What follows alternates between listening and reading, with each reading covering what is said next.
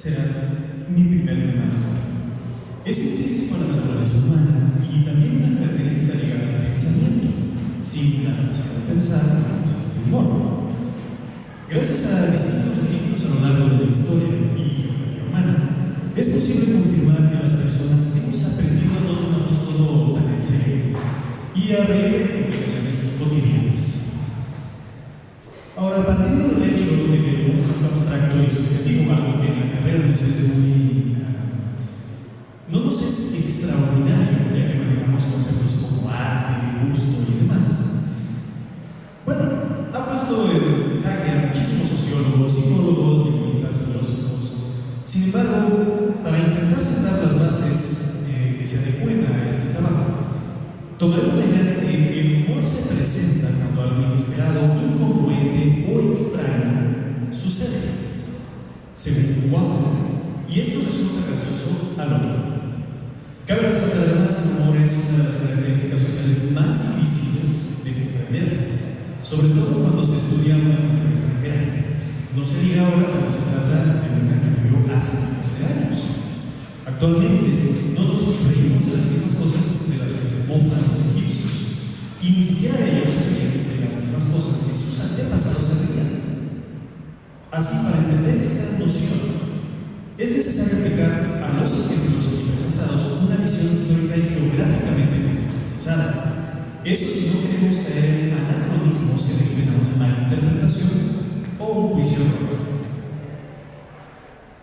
Ahora, en un estudio realizado por la Universidad de Wolverhampton, el profesor de Humanidades y Ciencias Sociales Paul McDonald estableció que los chistes más antiguos de los que se tiene registro datan de alrededor de 1900 a.C. De entre los ejemplos que propone el profesor, uno de los más sobresalientes es el papiro de Westphal. Actualmente se encuentra en el Altes Museum de Berlín y data de entre 1650 y 1540 a.C. Este documento contiene uno de los chistes más antiguos y es muy curioso porque está formulado en dos partes, estructura similar a la de muchos de los chistes actuales. Una vez que la humanidad tuvo la suficiente capacidad técnica para dominar la creación de imágenes, estas proliferaron tanto en forma como en contenido. Existen vestigios como este mosaico griego, hallado en la ciudad de Antioquía en el año 2002. Fue descubierto por un equipo liderado por David Kahn del Museo Arqueológico de Altái, quienes lo bautizaron como el mosaico esqueleto. Dicho mosaico pertenece al piso de comedor de una casa griega datada de alrededor del siglo III a.C. Es uno de sus tres paneles, en uno de sus tres paneles se puede observar esto. Es lo que Cara describe como, y cito, un esqueleto imprudente con un vaso de vino en una mano y junto a él, en el lado opuesto, hay pan y adivinen qué, mucho más. En la escritura que hay en ella se puede leer: sea alegre y viva la vida. Tal vez para muchos no sea de novia la intención turística de este mosaico, pero bueno, para ayudar con eso, el usuario de internet Talsa creó precisamente en el 2012 una rendición artística para reacondicionar la imagen del mosaico esqueleto a nuestro contexto, o al menos al contexto de los grupos. Aquí podemos observar a un esqueleto reacondicionado al contexto de aquel entonces. Lo vemos disfrutando de la vida con las cejas en mano, lentes oscuros, la gorra y escuchando la música en su grabadora. Viene con la inscripción "You only live once", Jordan, el famosísimo Jordan. Una vez que vemos esta comparación, me parece que no es tan necesario explicar el chiste del mosaico del siglo III a.C., que tiene más o menos la misma intención. Muchos historiadores han sugerido que esta tradición humorística de la imagen continuó durante la Edad Media en los bordes de las páginas de muchos manuscritos. En ellos, ilustradores anónimos colocaron miniaturas creativas innecesarias y totalmente fuera de contexto para entretener tanto a sus lectores como a sí mismos. Un ejemplo es este. Es un texto titulado Los votos del pavo real, un manuscrito francés de cerca de 1350, después de Cristo, ilustrado por Jacques de Lorient, si es que así se pronuncia, porque la palabra es francesa. En él tenemos un par de folios en cuya miniatura principal se representa a personas y Cassian de fútbol jugando al ajedrez. Pero el hombre del margen izquierdo no tiene ninguna relación con el texto. Me permitiría hacer una acercamiento.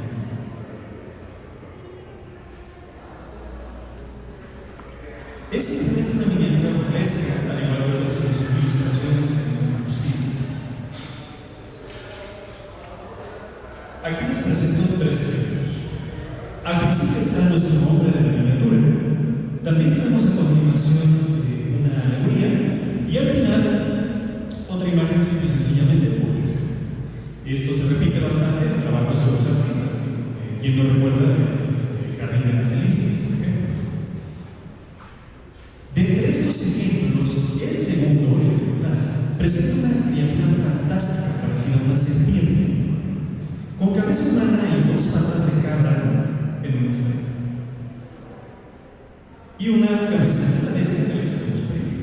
Esta miniatura es importante porque demuestra una evolución de las técnicas humorísticas. Ahora lo que estamos viendo es la sátira.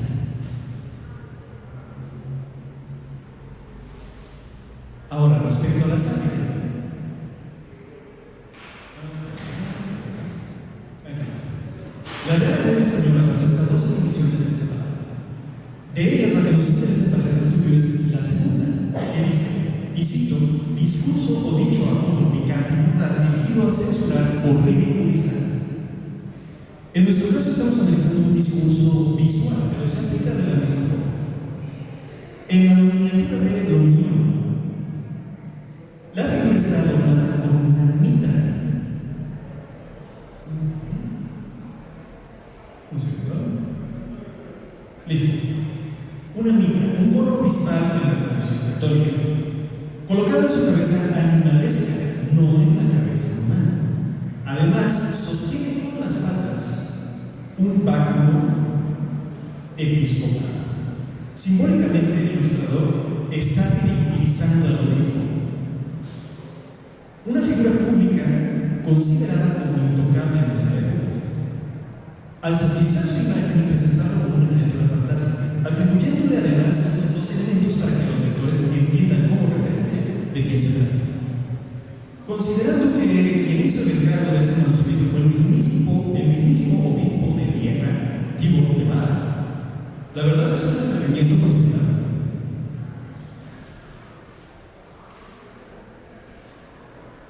A través de la imagen también se pueden satirizar otros elementos. Pongamos el caso del Renacimiento, donde vemos los primeros experimentos de la caricatura como la conocemos. El mismo Leonardo realizó muchos dibujos exactando los atributos físicos de las personas, cosa que les muestro aquí en pantalla. Con ellas puede entenderse el origen de la palabra caricatura. Viene del italiano caricare, que significa exagerado. En los bocetos de Aníbal Carracci, por otro lado, se hace burla de algo muy distinto. Este es un ejemplo de alrededor de 1590. Como lo explica Isabel Bellini, y cito, según las anotaciones que escribió, las imágenes estaban destinadas a la comedia, burlándose de los principios creativos que aprendió en la Academia de Bolonia. Aníbal se sale intencionalmente de las reglas que aprendió en la Academia, haciendo exactamente lo que le enseñaron a no cometer. He aquí que la sátira de la imagen es una poderosa herramienta. Pero, ¿qué hay de la sátira de la imagen y específicamente de la imagen artística? Para responder a esta pregunta es necesario trasladarse hasta París a inicios del siglo XX. Para 1919, Europa comenzaba a recuperarse de los estragos de la Primera Guerra Mundial. En el mundo del arte, la Gioconda de Rembrandt ya había sido robada en 1911. También había sido encontrada, recuperada y devuelta al Museo del Louvre. Y con el escándalo se había convertido en la obra de arte más famosa del mundo. Por tanto, bueno, ahora la podemos ver detrás de antibarras y digo, no es Entonces, cuando Marcel Duchamp intervino una postal con su imagen y la presentó como una obra dadaísta, había muy pocas personas que no identificaran a la artista. Duchamp le pintó bigote y la acompañó además con un gran oral, un grupo de letras que pronunciadas en su idioma original asemejan su sonido al de una palabra o frase específica.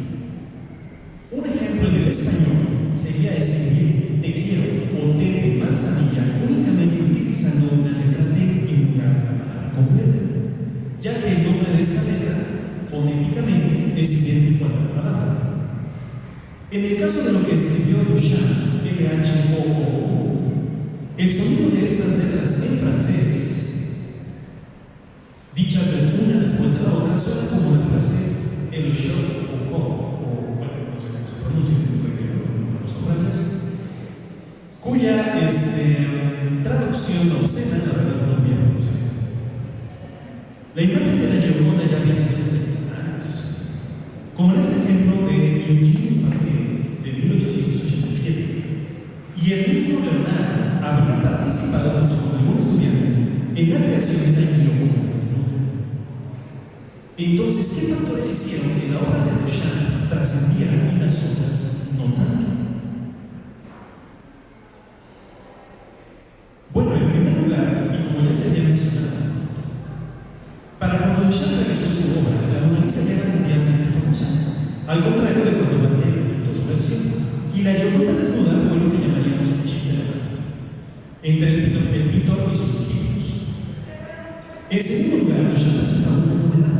No solo estaba haciendo una sátira a la obra de arte más famosa, ahora representante del mundo artístico en general, sino que además lo hacía con una vulgaridad inobservada, una vehemencia que carecía de la más mínima sensación. Esto es comprensible dentro de la esfera dadaísta, pero representó un parteaguas para la historia del arte. Duchamp acababa de derribar todas las barreras que sacralizaban a la obra de arte y le daban el carácter de intocable. Ahora el arte en sí mismo podía ser readecuado a cualquier contexto y utilizarse como objeto simbólico, además de ser entendido sin remordimiento.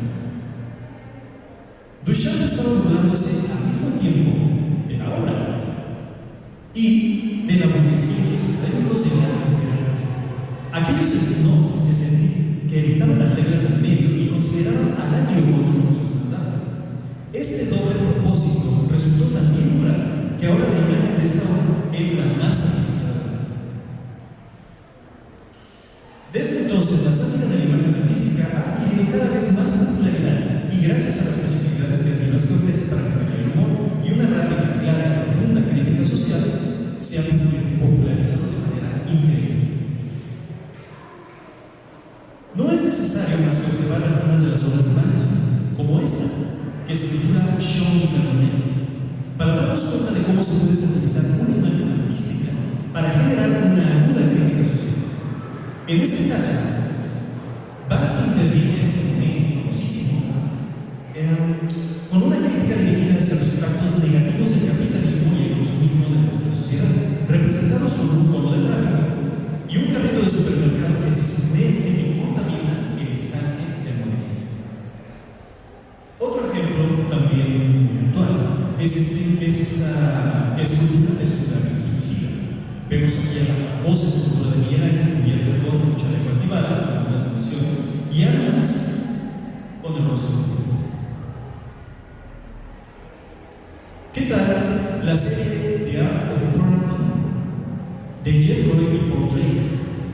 El mensaje diseñado para la pandemia mundial de COVID-19 sigue siendo muy claro, así como los personajes de los cuadros más emblemáticos de la historia del arte, ahora ausentes de suspensos, se incitaba a las personas a que se mantuvieran en casa para evitar contagios. Podemos continuar hasta llegar a los memes modernos e incluso a las apropiaciones y reinterpretaciones como las de Quatrecaps, que critican nuestra producción y desperdicio excesivos de empaques plásticos. Esta compañía de arquitectura hace una sátira de las imágenes de bodegones más famosas en la historia del arte, ahora presentándonos envueltos en todo este innecesario envoltorio plástico. Algo simple. Una imagen es capaz de decir más que mil palabras. Por tanto, en un mundo globalizado en el que las historias escondidas por fin son contadas, las injusticias finalmente están siendo visibilizadas. ¿Qué mejor que la sátira de la imagen artística para magnificar los gritos de la subalternidad que exige ser escuchada? Bien lo dijo Percy Nottingham Lewis, fundador del vorticismo británico a principios del siglo pasado. Donde hay verdad narrativa, hay sátira. Muchas gracias.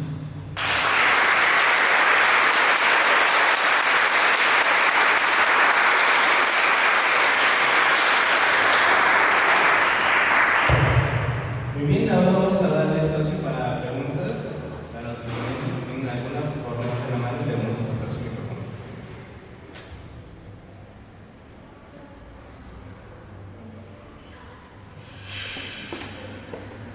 Gracias. Muchas gracias por tu presentación.